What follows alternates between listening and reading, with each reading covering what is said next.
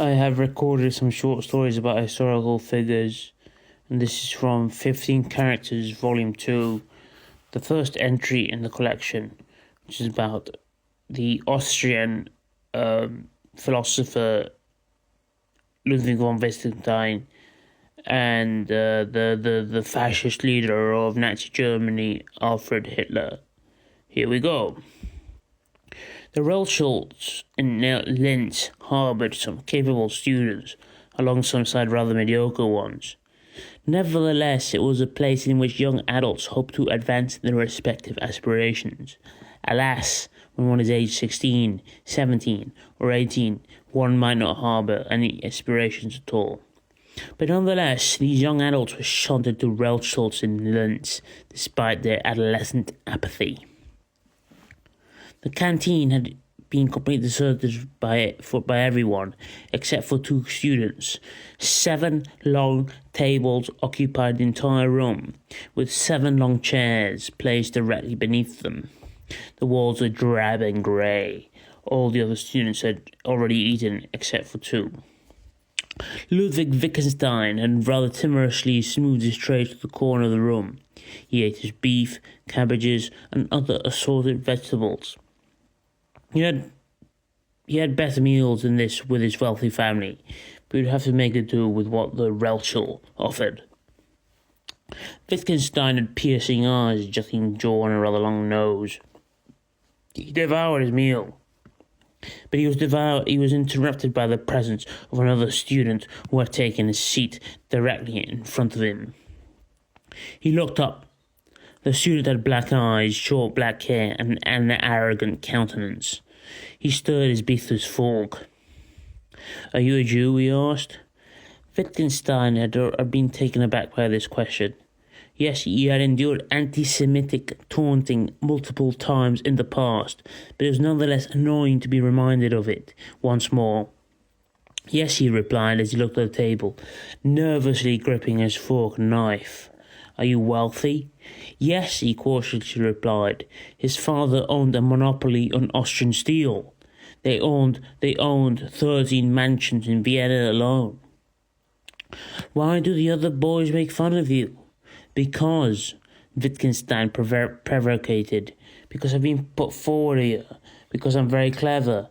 I'm interested in philosophy, music, history, politics, because I'm not like them. Also because you're Jewish?" asked the young Hitler. "Yes, but that is neither here nor there. That's just one aspect of who I am.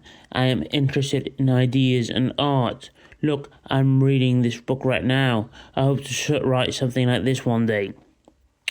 Wittgenstein took the book out of his bag. It was a copy of The World as World Representation by Arthur Schopenhauer. Wittgenstein started stammering as he said this. "Are you getting nervous?" Hitler asked. "Yes," Wittgenstein said as he put his fork and knife and continued to shake. "Well, are you keen on philosophy?" Hitler asked.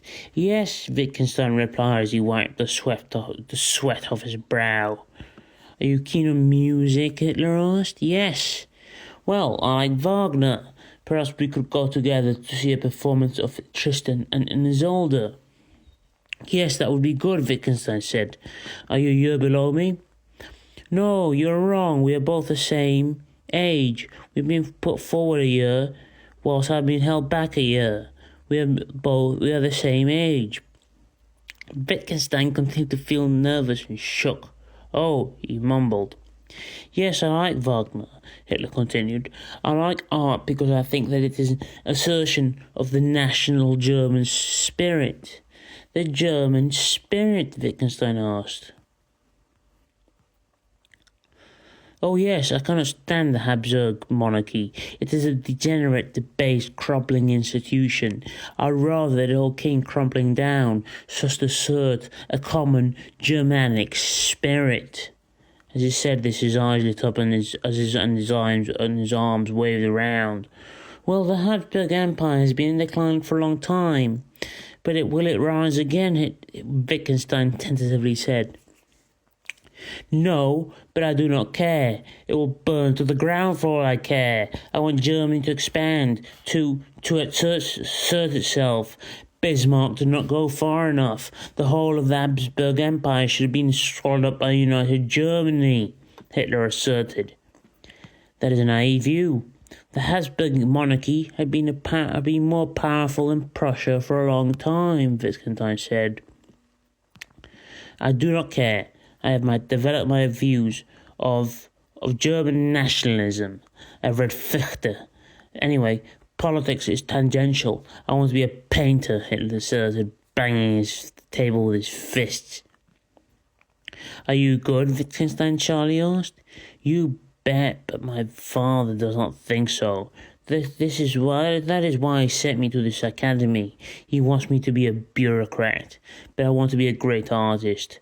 My father died recently. My grades have deteriorated, but I do not care. I'll be a great artist. He said directly, looking directly at Wittgenstein. So you've been held back a year, Wittgenstein asked. Yes, I failed my math exam multiple times. Otherwise you would be in the same year, Hitler asserted. Fancy that. Listen, Ludwig, Hitler continued. You're a clever chap. You are Jewish. You come from an exceedingly talented background. Yet, Hitler said, raising his arms and looking directly at him. Yet, Wittgenstein replied, nervously darting his eyes across the room. You will come to see Wagner with me on Saturday, Hitler said. Well, Wittgenstein once more prevaricated. Well, I have to study formal logic that day. I'm working with my tutor. I also want to brush up on calculus and finish reading Kant's Critique of Practical Reason. Well, sod off then, you filthy Jew, Hitler exclaimed as he took his food tray with him. Wittgenstein finished his meat off. His empty plate stood in front of him. The large canteen was also completely empty. He sat alone for a further 5 minutes, ruminating on the strange exchange which just occurred. He took his empty food tray and left the canteen.